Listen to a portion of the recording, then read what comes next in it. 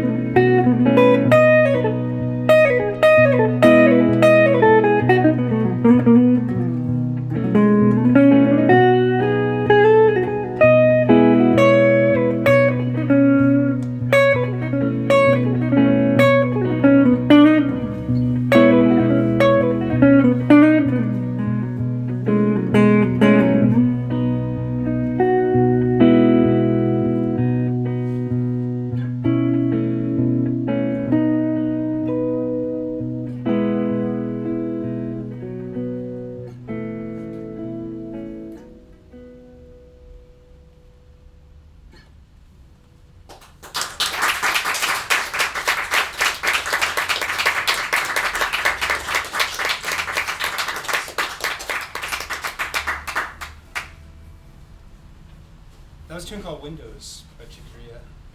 Before that, I played a Steve Swallow tune called Falling Grace. I'm going to play another tune. I don't know the composer of this next one. Maybe I should be one of those people that knows the names who wrote the tunes that I'm playing. This is called It Might As Well Be Spring.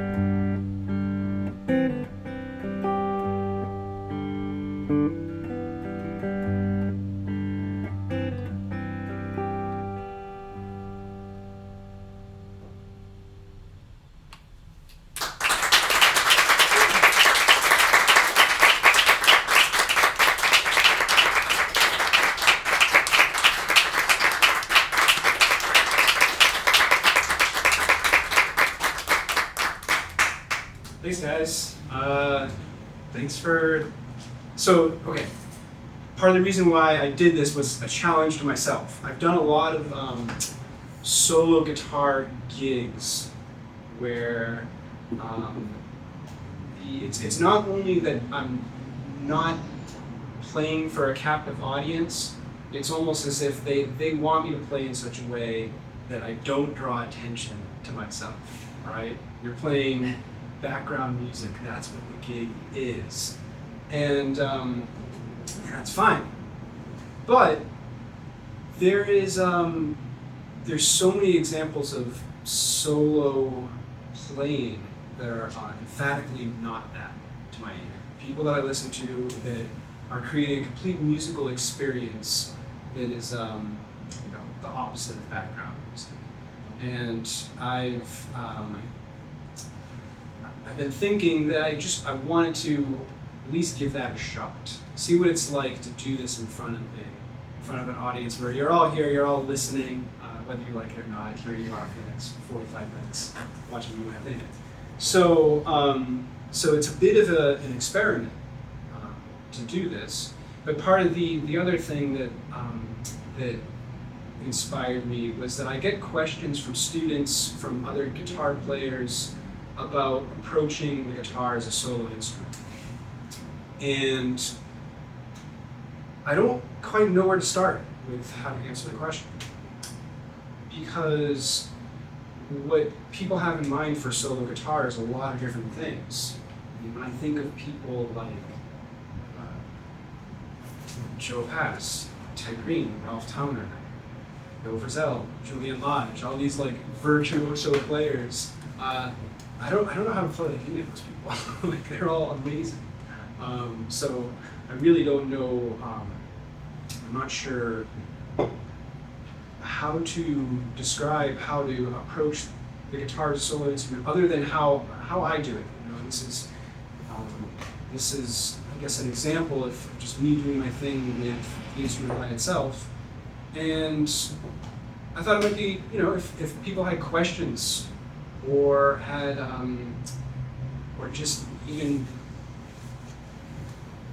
if this was inspired some type of open dialogue about like what does it mean to approach this instrument by itself as a solo instrument. How do you do it? I could talk about what I do. I could talk about things that I think other people do that are impressive, that are maybe worth exploring and I don't know how to do. And I'd also take any feedback too, any thoughts or reflections. So yeah, I'll kick it over to you guys. Thank you. Yeah, Dylan. Awesome.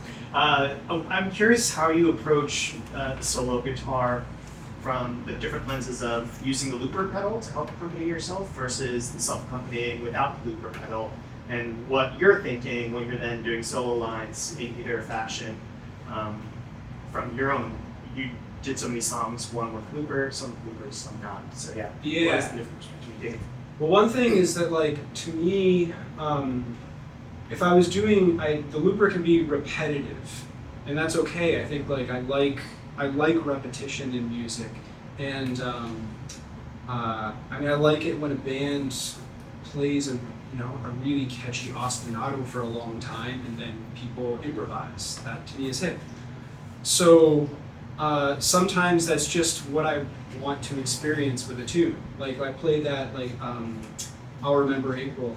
It would be tricky to me to capture I tried to capture the feeling of like a rhythm section with a looper pedal that I don't think I could do with just the guitar by itself. Not quite.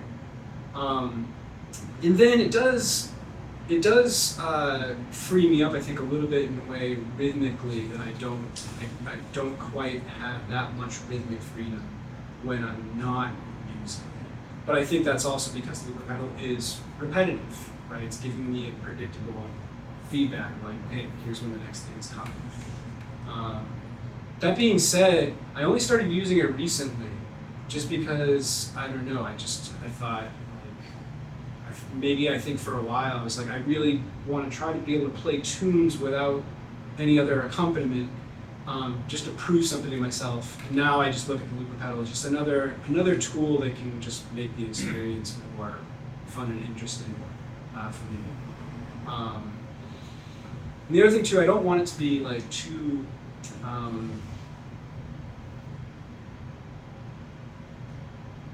too much of a gimmick. To me, when it's happening, it feels like I want it to be, like sometimes it just feels like the appropriate thing to do, and other times it just doesn't. I don't know. I just made it too. I'm trying to listen to my intuition there. Thanks. Yeah. Do you work with a looper pedal? I think you said you do. Yeah. Sometimes I'll practice with it. I think I'm trying to get better without using one and keeping the internal rhythm within my own field and internal sense, and not just outsourcing it to a pedal. So, but it's cool seeing how you approach it in different tunes. So yeah. I think everybody I've seen that's been practicing, several students I've seen that are working they're working on dialing their accompaniment by practicing the loop pedal and playing along with that. It seems that that works. It's just really good practice because it gives you instant feedback on what your accompaniment sounds like.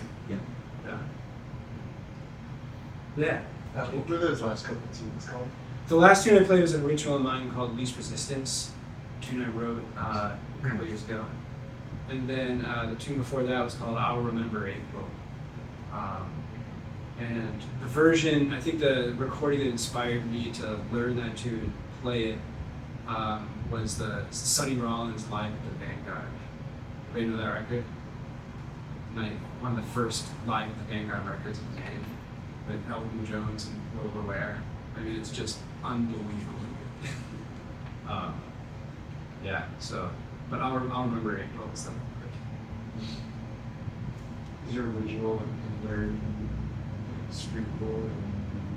There's not. It's not on a record or anything yet. But it's one of the tunes that. It's one of the few tunes that I have that I think actually works okay as a solo guitar arrangement. And then I also play it with a trio with Mo and Chris Castellano. So I don't know. Yeah, at some point maybe it'll be on a record.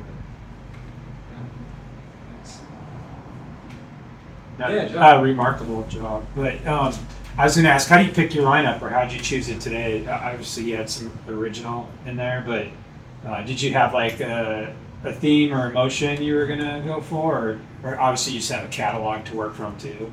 I tried to pick a group of tunes that I knew well enough that didn't have to put much thought. I thought as kind of the enemy of playing well. And I tried to pick a group of tunes that I think sounded different enough from each other, but then kind of flowed a couple of ballads, a couple of up-tempo tunes, some different feels. Well done. Great. Yeah, thanks. I think, I don't know, like, when you...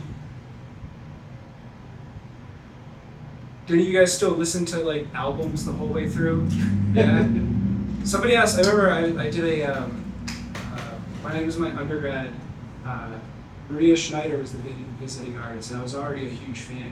I remember her saying that, she's like, I don't listen to albums all the way through anymore. And that was at the time when streaming had really just kind of taken over at that point. It was like it wasn't really a reason to buy CDs anymore, I think, by like 2013 or something. It's around the time. And, but I don't know, I think since then I probably listen to full albums in their complete form more than ever now, than I ever did before. And the experience of listening to an album, there's lots of different ways in which a set can sound, which I think can sound good and sound complete.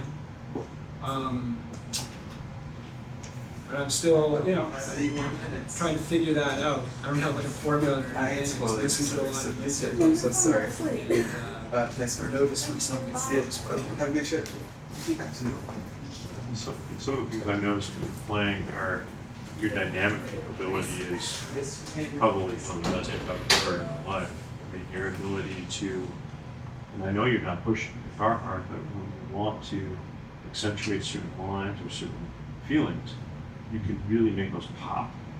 And I think it's one of the real strengths of what you can do on a solo guitar, and that's independent of the guitar, because I've heard you play individual guitars.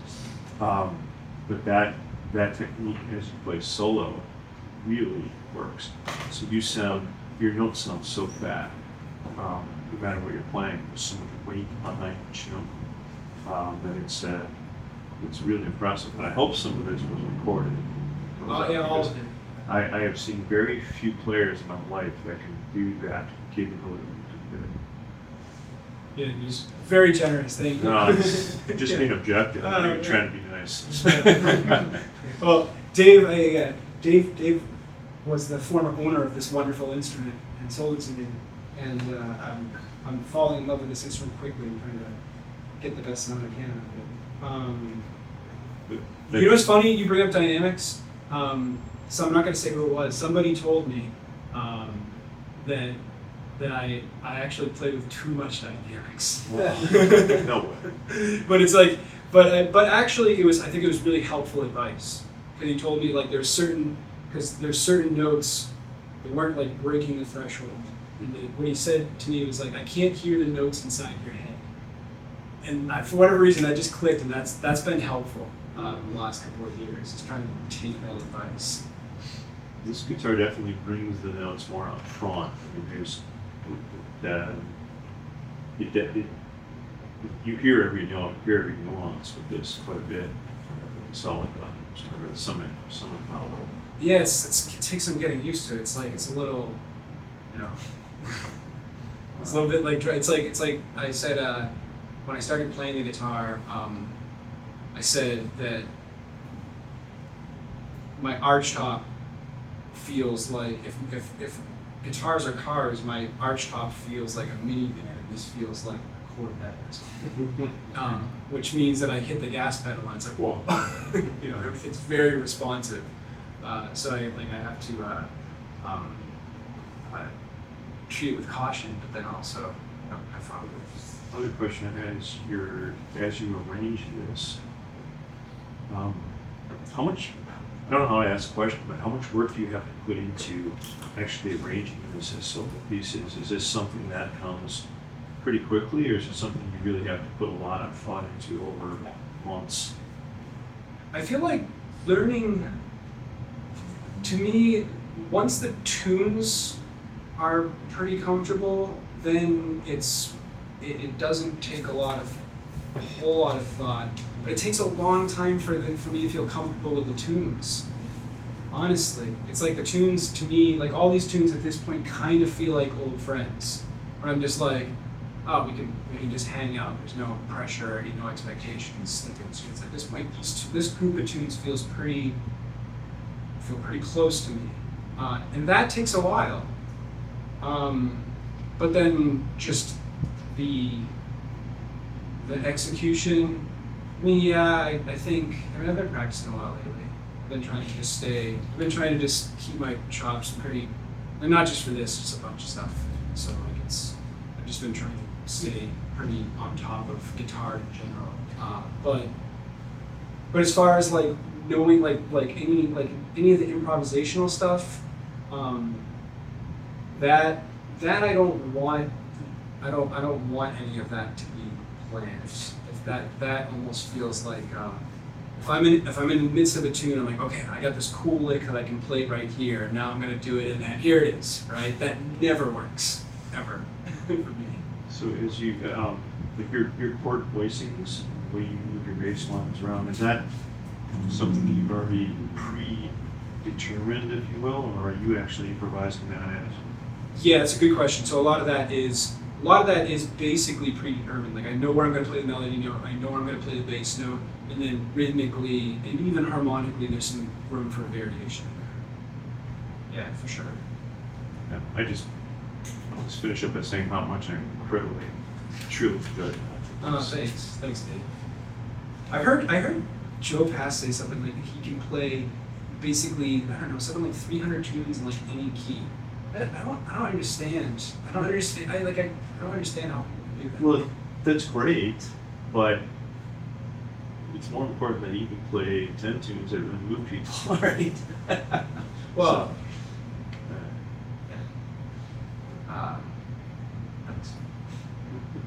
in the key you want to play, man. yeah, that's something I think I'm gonna work on, is trying to play tunes in multiple keys, because there's probably something there. There's probably something to work on there. You also came from an era as a Yeah. Because everything's just sliding up and down. I mean, I think the main thing is like top three strings versus the bottom three strings. Yeah. It's like working around the B string is always its own game. Yeah. Yeah. But I mean, I also just think of it as as an ear thing. Like to me, the way. But that's kind of the nice thing about the guitar, right? Like on a saxophone, like a fourth looks different every fourth you can play, right? But on a guitar, it's pretty straightforward.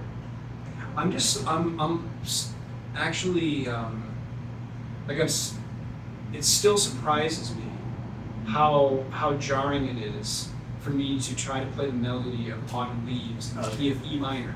Right. And it's a simple melody.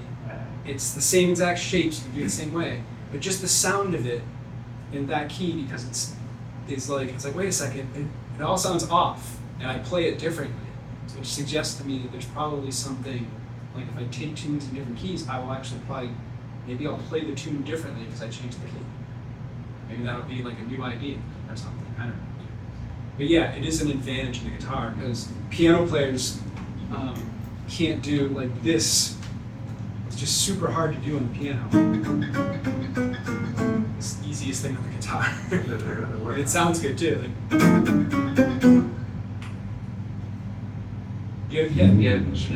About comparing instruments. My own practicing, I'm trying to be more much just like tweaking different like time feels, getting ideas around phrasing and stuff. And I've been thinking about, so I was trying to basically you said once about approaching the guitar, like the way like the singer would approach their instrument, or the way that like I'm curious in your own playing if you think about approaching the guitar as not a guitar, or if you find yourself when you're listening to music picking up on things that maybe like horn players in particular are doing, trying to emulate that on your instruments, or how you get ideas from the world beyond your instrument and apply it. yeah, totally. I mean, honestly, I'd say the last 2-3 years, it's almost like I avoid guitar music. And it's not, I love it. But I think that it's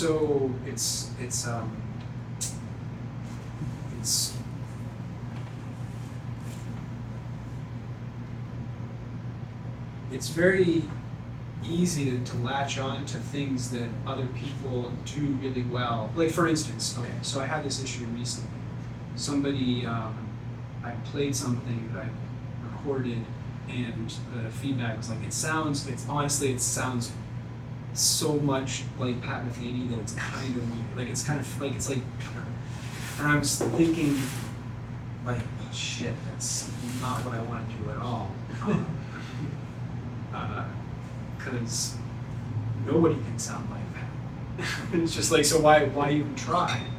But I guess what I thought about though is that when I think about the thing you're talking about, how do you deliver a melody on the guitar?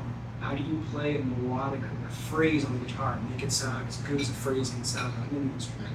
Well, that's when I look to guitar players. I think like, okay, Jim Hall, Bill Frisell, Wes Montgomery, Pat Metheny. They all play melodies so well that they're all, it's perfect. Just go for it.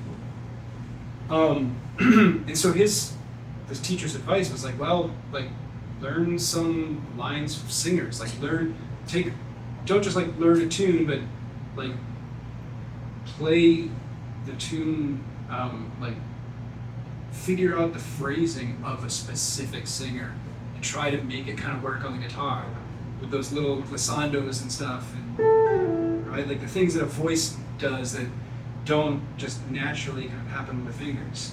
And I mean, there's even things too, like you listen to lyrics and you listen to a tune, and all of a sudden a note like this, I don't know, that kind of sounds like a consonant, like versus maybe sounds like a vowel. So there's different decisions that you might make even just based on what's coming out of the voice of a singer. And then, yeah, the same is true for other instruments. There's all sorts of things that other instruments can do that don't come very naturally to the guitar. But in the process of trying to pursue them, you might come up with some interesting things. Does that answer your question? Totally, yeah, absolutely. Yeah. Do you have you emulated any other instruments? I mean, the two things that I thought of specifically, just because something that helped me wrap my head around just the concept of phrasing, but I didn't really understand what that word meant, was this is Will Nelson, because I think the way that he can start a phrase so far ahead of the beat and then so far behind the beat, that like manipulating the time in that way is really interesting to me. And I think also something that Sam was talking to me about is how horn players sometimes like scoop up into notes and trying to like sneak those slides into not so much that it becomes annoying or kind of like attention grabbing, but trying to like kind of scoop up into things in the way that horn players tend to do, and just make things feel more connected and just maybe more like jazz. Yeah, man, Willie Nelson, that's a great example. Like, yeah, that's a really good way of describing. He starts very ahead of the beat and ends early. It sounds so conversational. Yeah. crazy. Yeah. Right? Yeah, it's just, it doesn't sound, I mean, we don't, when we walk down the street and have a conversation, if you walk down the street with a conversation with your friend, you're not like walking next to Bo and going, hello, Bo, how are you? You know what I mean? We're not just, we're carrying a rhythm and then speaking to each other in whatever, whatever the natural cadence of our conversation is. And music, singers also exemplify that one. At least like some of those that have a real particular character in the way they phrase. Willie Nelson, Joni Mitchell, like all this stuff. I thought you had it.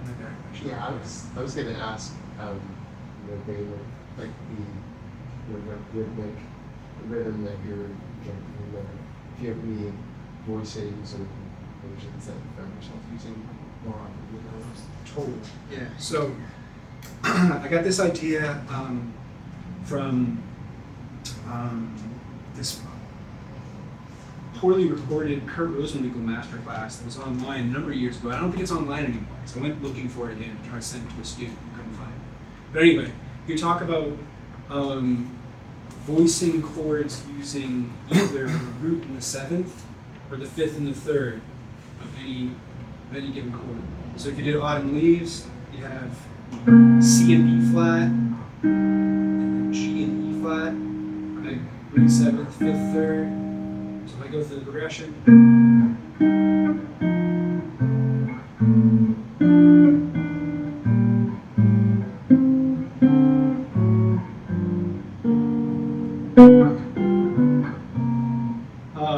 And then if you add tritone substitutions, which is a sophisticated way of saying a dominant chord a half step above the chord that you're going to. I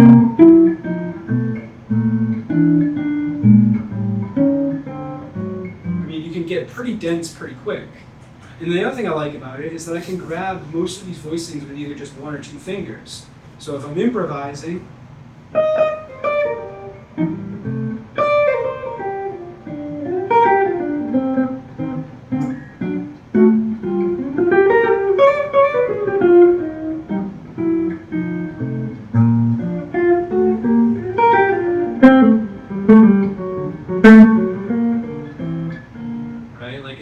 it always feels like there's something I can grab really quickly, as opposed to these drop two voicings, which is at Berkeley they teach you, like every guitar player's got to learn this. I can't even remember.